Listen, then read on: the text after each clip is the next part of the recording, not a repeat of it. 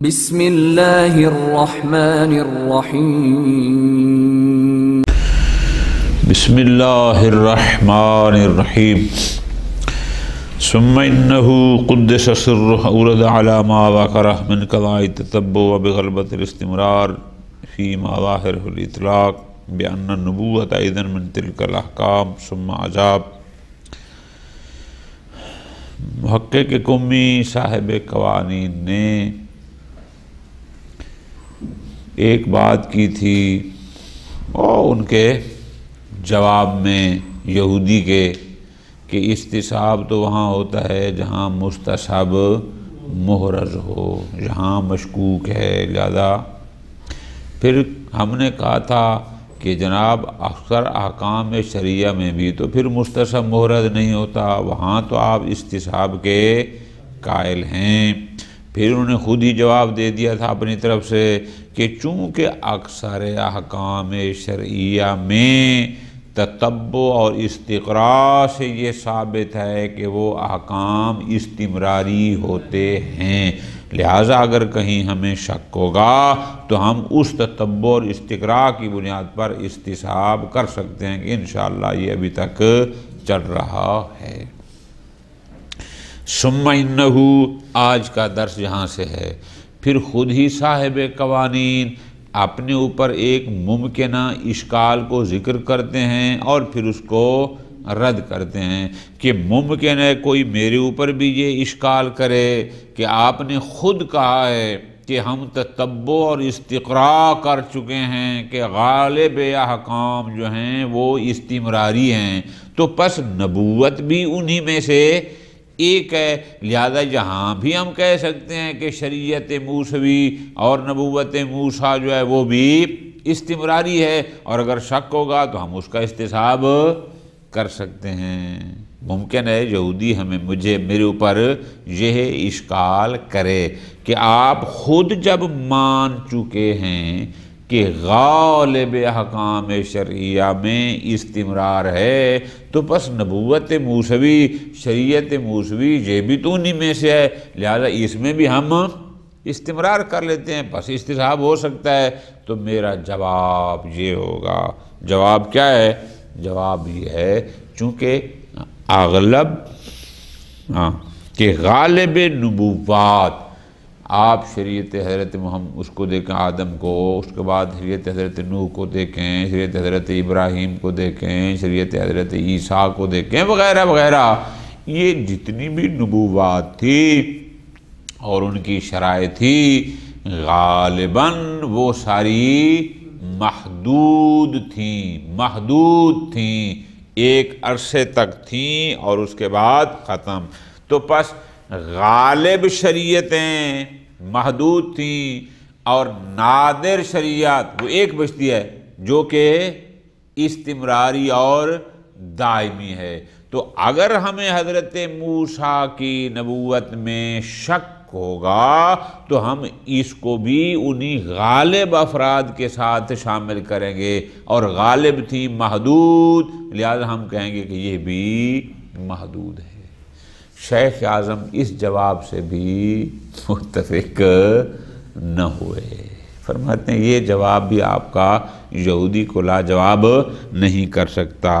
کیوں؟ فرماتے ہیں اس لیے کہ نبوت منسوخ ہو چکی ہے، لیکن منسوخ ہونے کا مطلب یہ تو نہیں تھا کہ اس میں باقی رہنے کی صلاحیت ہی نہیں تھی۔ ممکن ہے یہودی آپ کو یہ کہے کہ جناب ابراہیم کی شریعت کے ختم ہونے پر نص پر دلیل موجود ہے، عیسیٰ کے نص پر دلیل موجود ہے، نوح، آدم، صالح وغیرہ ان پر ہمارے پاس دلیلیں موجود ہیں، لہذا جن کے نسخ پر دلیل موجود ہے اس کو تو ہم ختم کرتے جائیں گے، لیکن ہمارا نبی جو حضرت موسیٰ ہے اس کے نسخ پر کوئی دلیل نہیں ہے، جبکہ صلاحیت اس میں موجود ہے کہ یہ دائمی ہو سکے، تو جب تک دلیل نہیں ہے ہم کہیں گے کہ وہ اب بھی چل رہی ہے۔ تو ممکن یہودی آپ کو یہ جواب دے گا، پھر آپ کیا کریں گے؟ ایک اشکال۔ دوسرا اشکال یہ ہے کہ آپ کا جواب اس صورت میں تھا کہ اگر امر ہوتے تین قسم کے، کیسے؟ کچھ امور ہوتے ہیں کنفرم غالب، کچھ ہوتے ہیں کنفرم نادر، اور کچھ ہوتے ہیں کنفرم مشکوک۔ تین قسم کے ہوں نا تو پھر وہاں ہم مشکوک کو غالب کے ساتھ کیا کر دیتے ہیں؟ ملحق کر دیتے ہیں۔ کہ ایک جیسی مثال ہے، 100 میں سے مثال کے طور پر 80 وہ ہیں کہ جن کا ایک حکم ہے، ٹھیک ہے، 10 وہ ہیں جن کا ایک حکم ہے، باقی اتنے بچ گئے 10 ہیں مشکوک کہ ان کو آیا ملحق بالغالب کیا جائے یا ملحق بن نادر کیا جائے۔ تو وہاں تو ہم کہہ سکتے ہیں کہ جو ایسا مشکوک ہوتا ہے اس کو ملحق کر دیں گے کس کے ساتھ؟ غالب کے ساتھ، کہ جو غالب کا حکم ہے اس مشکوک کا حکم بھی وہی ہے۔ اگر ایسا ہو تو بات درست ہے، لیکن جو ہمارا محل بحث ہے یہاں یہ بات نہیں ہے، یہاں صرف 2 فرد ہیں، ایک ہے غالب اور ایک ہے نادر۔ کیوں؟ یہ جو نبوت موسیٰ یہ فرد غالب ہے محدود یا نادر ہے لا محدود۔ آپ کہتے ہیں محدود ہے، یہودی کہتے ہیں دلیل لے ہو، یا وہ کہتے ہیں لا محدود ہے، آپ کہتے نہیں ہے۔ خود اس شریعت موسوی کا محدود ہونا یا نہ ہونا یہی ہمارا محل بحث ہے۔ اگر تو اس میں ہوتا کوئی تیسرا آپشن کہ کچھ تھے جو یقیناً محدود اور کچھ تھے جو فلاں، یہاں مسئلہ یہ ہے کہ غالب شرائع ٹھیک ہے محدود ہیں، لیکن مسئلہ تو اس فرد کا ہے کہ آیا یہ غالب کا فرد ہے محدود کا یا نادر، چونکہ نادر تو ایک ہی فرد ہے نا، اور وہ ہے آخری۔ اگر یہ استمراری ہے تو پھر شریعت محمدی نہ ہوگی، یا شریعت محمدی ہے تو پھر یہ ہے نہیں ہے۔ تو اس لیے وہ فرماتے ہیں کہ آپ کا جو جواب ہے اس لحاظ سے یہ کانے۔ پھر کہتے ہیں کہ ممکن ہے میرے اوپر کوئی یہ اشکال بھی کر سکتا ہے کہ چلو نبوت نہ صحیح، جو احکام ہیں شریعت موسوی کے ان میں تو استمرار ہے، لہذا چونکہ آپ احکام میں استمرار کے قائل ہیں، بس شریعت موسوی کے احکام استمراری ہوں ولو نبوت استمراری نہ بھی ہو۔ تو میرا جواب یہ ہے کہ احکام تابع ہوتے ہیں نبوت اور شریعت کے، وہ شریعت ہوگی تو اس کا حکم بھی چلے گا، وہ نہیں ہوگی تو اس کا حکم بھی، جب شریعت ختم اس کے احکام بھی ختم۔ ٹھیک ہے جی، خوب، اس پر پھر اشکال ہے وہ کو گزارش کرتا ہوں۔ ثم انہ اورد علی ما ذکر، محقق قمی رحمہ اللہ نے اپنے ہی نظریے پر خود اپنے اوپر ایک اشکال کیا ہے۔ کیا؟ جو ان کا نظریہ تھا کہ تتبع اور استقراء کیا کہتا ہے؟ بغلبۃ الاستمرار، کہ جہاں حکم مطلق ہو تتبع یہ کہتی ہے کہ وہ مطلق دائمی اور استمراری ہوگا۔ تو ممکن ہے کوئی میرے اوپر بھی یہ اشکال کرے کہ ان النبوتا، جہاں نبوت مطلق ہے، اللہ نے جناب موسیٰ کو فرمایا انتا نبی، یہ ہے نبوت مطلق، اور حکم مطلق میں ہوتا ہے استمرار، لہذا ایضاً من تلک الاحکام، یہ بھی انہی احکام مطلقہ میں سے ایک ہے، لہذا اس میں بھی استمرار ہے، بقول آپ کے استمرار قائل ہیں۔ ثم اجابا، کہ ممکن ہے میرے اوپر یہودی یہ اشکال کرے یا کوئی کرے، پھر جواب میں کہتے ہیں کہ نہ، یہ اشکال میرے اوپر وارد نہیں ہوتا۔ کیوں؟ اس لیے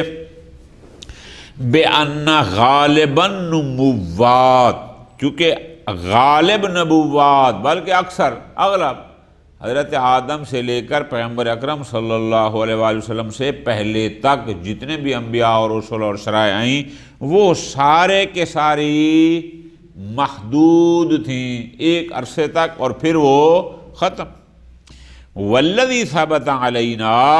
جو چیز ہمارے لیے ثابت ہے، جس کا استمرار ہمارے پاس ثابت ہے، وہ ہے فقط ہمارے نبی کی نبوت۔ شیخ اعظم فرماتے ہیں یہ جواب آپ کا یہودی کو چپ نہیں کرا سکتا، یہ قانع نہیں ہے۔ لا یخفی ما فی ھذا الجواب، کیوں؟ پہلا اشکال تو ہمارا یہ ہے، وہ کر سکتا ہے کہ لأن نسخ اکثر النبوات، کہ اکثر نبوات اور شرائع کا محدود ہو جانا لا یستلزم تحدیدہا، وہ اس کو مستلزم نہیں کہ وہ تھیں ہی محدود، بلکہ یہ خاصم یعنی مخالف آپ کو یہ کہہ سکتا ہے ان یدعی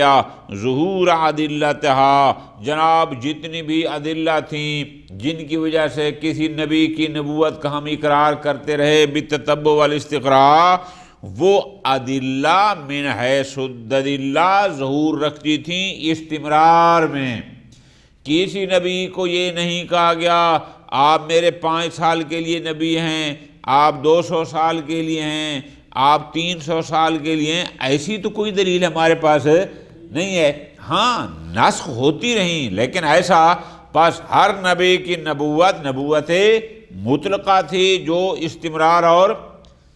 دوام آپ کے نزدیک استمراری تھی۔ فن کاشف النسخ ما نسخ، اب ان میں سے جو منسوخ ہو گئیں بالدلیل وہ ہو گئیں، اور جن کے نسخ پر دلیل نہیں ہے وہ اسی طرح استمراری اور باقی رہیں گی۔ تو یہ جواب آپ کو یہودی دے سکتا ہے، پھر آپ اس کا جواب کیا دیں گے؟ یہ اشکال۔ اب مفانین، اور دوسرا آپ کا جواب اس لیے بھی قانع نہیں ہے، اس پر اشکال یہ ہے بِأَنَّ غَلَبَةَ التَّحْدِيدِ فِي النُّبُوَّاتِ، کہ چلو آپ کی بات مانتے ہیں کہ ساری نبوتیں شرائع جتنی بھی تھیں وہ ساری کی ساری محدود تھیں، تو اکثر نبوتوں اور شریعتوں کا محدود ہونا غیر مجدیتن، وہ آپ کا جو موقف ہے اس میں وہ کوئی نافع نہیں ہے۔ کیوں؟ فرماتے ہیں اس لیے لِلْقَطْعِ بِكَوْنِ إِحْدَاهَا مُسْتَمِرَّةً، توجہ آقا جان، جتنی بھی شریعتیں اور نبوتیں اللہ تعالیٰ کی طرف سے آئی ہیں ہمیں یقین ہے اس بات کا کہ کوئی ایک شریعت ایسی ہے جو دائمی اور استمراری ہے۔ شاباش، ختم۔ فَلَيْسَ مَا وَقَعَ الْكَلَامُ فِي اسْتِمْرَارِهِ، لہذا جس کے استمرار میں ہم بحث کر رہے ہیں وہ کوئی امر ثالث نہیں ہے، یعنی ایسا نہیں ہے کہ یہ ہیں غالب کنفرم، یہ ہیں نادر کنفرم، اور ایک تیسرا یہ ہے مشکوک، اور ہم اس مشکوک کو لے جائیں پھر غالب کے ساتھ۔ فرماتے ہیں لیس ما وقع الکلام فی استمراری، جس نبوت اور شریعت کے استمرار میں ہم بحث کر رہے ہیں وہ کوئی امر ثالث نہیں ہے، وہ کوئی تیسری چیز نہیں ہے کہ یتردد بین الحاقہ بالغالب، کہ جو متردد ہو کہ آیا ہم اس کو غالب کے ساتھ ملحق کریں یا نادر کے ساتھ، نہ ایسا، بل کہ شک ہے ہمیں اس میں کہ انہ الفرد النادر، شک کیا ہے؟ یا کنفرم یہی فرد نادر ہے جو دائمی شریعت ہے، یا یہ ہے کہ نہیں کنفرم ہے کہ النادر غیرہ، وہ کوئی اور ہے، لہذا یہ ملحق ہوگی۔ پس جو ہمارا محل بحث ہے، توجہ آقا جان، ایسا نہیں ہے کہ کچھ شریعتیں مثلا محدود اور جو غالب ہیں اور کچھ جو نادر ہیں وہ ہو گئیں دوسری، اور ہمیں اس میں شک ہے کس کے ساتھ ملحق کریں، نہ بلکہ شک فقط اتنا ہے کہ یہ والی جو ہے، چونکہ نادر ایک فرد ہے، ایک شریعت ہے جو تابد قیامت تک ہے، تو یا یہی نادر فرد ہے تابد رہنے والی، یا یہ ہے کہ نہیں نادر کوئی اور ہے اور یہ ساتھ، مسئلہ یہ ہے۔ والحاصل بالفعل دیگر ہم یوں کہیں کہ انہ ہنا افرادا غالبا و فردا نادرا، یہاں کچھ افراد غالب ہیں کنفرم اور فردا نادرا، اور نادر فقط ایک فرد ہے، ایک شریعت ہے جو دائمی ہے۔ لیس ہونا مشکوکن، یہاں کوئی تیسرا مشکوک فرد نہیں ہے کہ جس کو ہم نادر کے ساتھ ملحق کریں یا غالب، ایسا کوئی آپشن یہاں پر نہیں ہے کہ قابل اللحوق کے بأحدہما، کہ جو مشکوک اور اس میں صلاحیت ہو کہ ہم اس کو غالب کے ساتھ بھی ملحق کر سکتے ہوں، نہ ایسا نہیں ہے۔ بل الامر یدور بین کون ھذا الفرد، بلکہ امر اس میں ہے کہ یہ فرد، یہ جو شریعت موسوی ہے یا نبوت موسوی ہے، ھذا الفرد ھو الاخیر النادر، کیا یہی وہ فرد نادر و آخری ہے کہ بس قیامت تک یہی رہے گی، یا یہ ہے، یا او ما قبلہ الغالب، یا نہیں، یہ اس فرد نادر سے پہلے والا ہے جو غالب اور محدود ہیں۔ پس نتیجہ آپ اس کو تیسرا فرد، وہ جو مشہور ہے کہ مشکوک کو ملحق کیا جاتا ہے افراد غالب کے ساتھ، جناب وہاں تین فرد ہوتے ہیں، غالب، نادر اور مشکوک۔ یہاں ایسا نہیں ہے، یہاں تو یا یہ نادر ہے یا غالب ہے اور بس، کوئی تیسری چیز نہیں۔ بل قد یثبت باصالۃ عدم ما عداہ،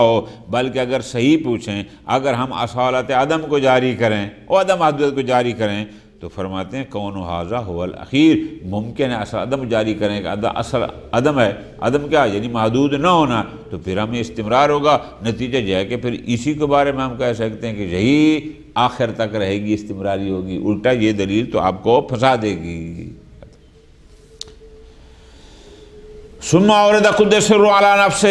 پھر صاحب قوانین نے ایک اور اشکال خود ہی اپنے اوپر کیا اور جواب دیا کہ ممکن ہے کوئی یہ کہے کہ بے جواز استحباب استصحاب احکام شرعیت سابقۃ المطلقہ، کہ چلو نبوت نہ صحیح، لیکن آپ نے یہ کہا ہے کہ جو حکم شرعی مطلق ہو، ذرا توجہ، جو حکم شرعی مطلق ہو وہ استمراری ہوتا ہے، ٹھیک؟ جو شریعت موسویٰ میں احکام تھے، آیا آپ ان کو احکام شرعی کہتے نہیں کہتے ہیں؟ بالکل احکام شرعی تھے، تو پس اگر وہ مطلق ہوں تو وہاں پر بھی ہم،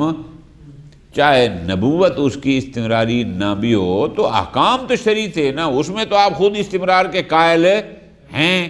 عجاب، پھر خود ہی جواب دیتے ہیں کہ نہیں، بِأَنَّ اطلاق الاحکام، جناب ان شریعتوں میں جو احکام مطلق تھے وہ احکام مطلق ما اقترانہا، وہ ملے ہوئے تھے، ان میں ایک شرط تھی، کیا؟ بے بشارت مجیء نبینا، کہ یہ حکم مطلق ہے جب تک کہ آخری نبی نہیں آتے۔ اطلاق تھا لیکن ساتھ یہ بھی تھا کہ جب تک وہ نہ آئیں، لہذا جب آ جائے گا ان کا اطلاق ختم ہو جائے گا۔ ربما یورد علیہ، اس پر پھر اشکال ہیں، کیا کہ ان الکتابی لا یسلم البشارۃ، جو کتابی ہے، جو یہودی ہے، یہ بشارت والی بات آپ مسلمان مانتے ہیں نا، یہودی تو اس کو مانتا ہی نہیں ہے۔ وہ کب کہتا ہے کہ جو حکم ہماری شریعت میں تھا وہ محدود تھا کہ جب آخری نبی آئیں گے ختم ہو جائے گا، وہ تو بشارت کا قائل ہی نہیں ہے۔ حتی یضرہ فی التمسک بالاستصحاب، حتیٰ کہ ہم یہ کہیں کہ جناب وہ استصحاب تمسک نہیں کر سکتے، اصلا وہ تو اس بشارت کا قائل ہی نہیں ہے، تو جب قائل ہی نہیں ہے تو پھر آپ کیسے اس کو خاموش کریں گے؟ یمکن توجیہ کلامی، پھر البتہ شیخ عالم فرماتے ہیں ہاں ممکن ہم محقق کے